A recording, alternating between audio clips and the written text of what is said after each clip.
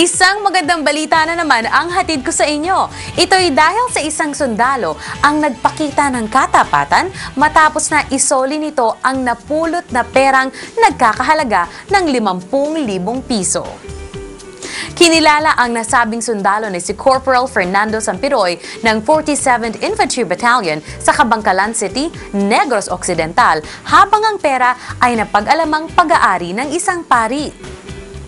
Ayon sa balita, palabas ng parking area ng Cabangcalan City Cathedral si Sampiroy sakay ng kanyang motor nang makita nito ang isang bag. Nang tingnan umano nito ang loob ng bag at nakita ang maraming pera, ay agad nang naghanap ito ng mapagkakakilanlan, ngunit wala itong nakita. Dahil dito, kung kaya't itinurn over ni Sampiroy ang bag kay Father Recon Dagunan ng nasabing simbahan, kung saan doon natukoy na pag-aari ito ni Reverend Father Leopoldo Cahilig, ang kura paroko sa Isabela, Negros Occidental.